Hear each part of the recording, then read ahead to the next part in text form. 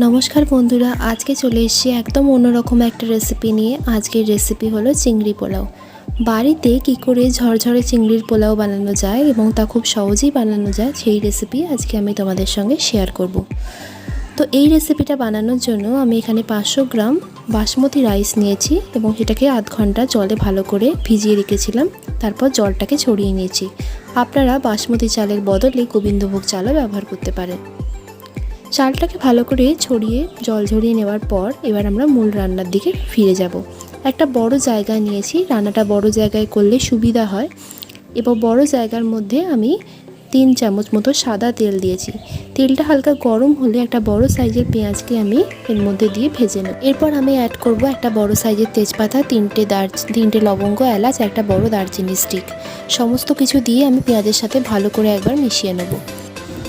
এরপর আমি অ্যাড করব হাফ টিস্পুন করে সাজিরে সামরিচ, একটা ছোট জয়িত্রীর ফুল, একটা জায়ফল অর্ধেক দিয়েছি আর একটা বড় এলাচ।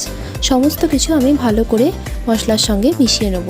এই সমস্ত উপকরণের লিস্ট আমি ডেসক্রিপশনে প্রোভাইড করে দিয়েছি। এরপর আমি একটা 2 চামচের মতো আদা, রসুন এবং কাঁচা লঙ্কা বাটা দিয়েছি। মশলাটার রং দিকে বুঝতেই পারছো আমি কাঁচা লঙ্কাটা একটু বেশি পরিমাণে দিয়েছি, তবে আপনারা স্বাদ মতো আপনাদের ইচ্ছা মতো কাঁচা লঙ্কা ব্যবহার করতে পারেন। এখানে আমি 250 গ্রাম মতো চিংড়ি মাছকে কেটে ধুয়ে পরিষ্কার করে রেখেছি। এবার এই চিংড়ি মাছটা আমি ডাইরেক্ট মশলায় অ্যাড করব। এই রেসিপিটা রান্না করার জন্য চিংড়ি মাছকে আগে থেকে ভেজে নেওয়ার দরকার নেই। এইভাবে চিংড়ি মাছটা ডাইরেক্ট মশলায় অ্যাড করলে কিন্তু এই পোলাওয়ের টেস্টটা ভালো আসে। চিংড়ি মাছটা একটুখানি মশলার সঙ্গে মিশিয়ে দেওয়ার পর একে একে আমি গুঁড়ো মশলা অ্যাড করব। আমি দিয়ে দিলাম হাফ চামচ জিরে গুঁড়ো, হাফ চামচ ধনে গুঁড়ো, হাফ চামচ গরম মশলার গুঁড়ো আর দিয়ে দেবো হাফ চামচ কাশ্মীরি লাল লঙ্কার গুঁড়ো। এই সমস্ত কিছু গুঁড়ো মশলা দেওয়ার পর আমি চিংড়ি মাছটাকে হালকা হাতে কষিয়ে নেব। তবে এখানে লক্ষ্য রাখতে হবে আমি এখানে কিন্তু হলুদ গুঁড়ো ব্যবহার করিনি। আপনারা চাইলে দিতে পারেন, তবে হলুদ গুঁড়ো না দিলে পোলাওয়ের কালারটা কিন্তু ভালো আসে। এখানে আমি অ্যাড করলাম স্বাদ অনুযায়ী নুন। আপনারা আপনাদের স্বাদ মতো নুন ব্যবহার করবেন। পোলাও যেহেতু একটু মিষ্টি হয় আমি এখানে চিনি ব্যবহার করলাম।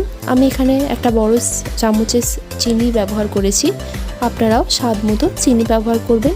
কেউ মিষ্টি পছন্দ না করলে স্কিপ করতে পারেন। যখন খুব সুন্দরভাবে তেল ছেড়ে দেবে আমি এখানে নারকেলের দুধ অ্যাড করব। এখানে বলে রাখি পুরো রান্নাটায় আমি 1 কাপ নারকেলের দুধ ব্যবহার করব। সেই 1 কাপ নারকেলের দুধ থেকে আমি এখানে 1/3 কাপ নারকেলের দুধ এখানে ব্যবহার করেছি। চিংড়ি পোলাও রান্না করার জন্য নারকেলের দুধ কিন্তু মাস্ট, তাই এটাকে কিন্তু স্কিপ করা যাবে না। নারকেলের দুধটা চিংড়িটা কষানোর পর খুব সুন্দর তেল ছেড়ে দিয়েছে। এবার আমি জল ঝরিয়ে নেওয়া বাসমতি রাইসটা এখানে মিশিয়ে দেবো। এর সাথে আমি অ্যাড করব 1/4 কাপ মতো জল। গরম জল ব্যবহার করেছি, আপনারাও গরম জল দেবেন, তাহলে রান্নাটা কিন্তু ভালো হবে।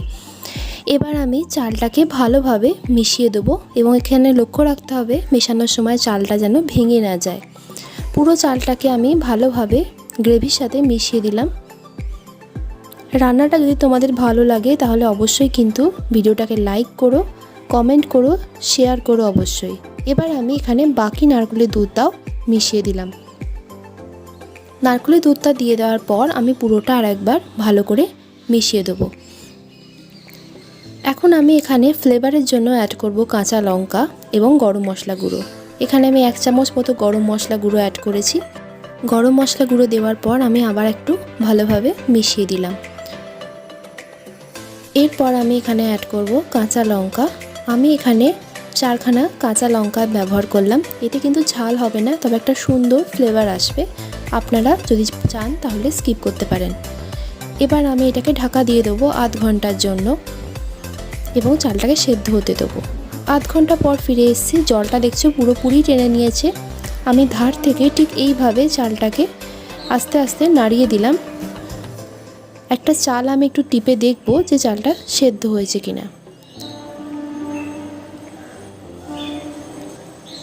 দেখতেই পাচ্ছ খুব ভালোভাবে চালটা সেদ্ধ হয়ে গেছে। তার মানে এই পোলাওটা আমাদের একদম রেডি হয়ে গেছে। এবার আমরা এই পোলাওটা সার্ভ করব। দুপুরবেলা লাঞ্চের টাইমে কিন্তু এই রেসিপিটা জাস্ট জমে যাবে। কেমন লাগলো ভিডিওটা অবশ্যই কমেন্ট করো। চ্যানেলকে সাবস্ক্রাইব করার অনুরোধ রইল। দেখা হবে নতুন ভিডিওটা, ততক্ষণ অবধি সবাই ভালো থেকো। বাই।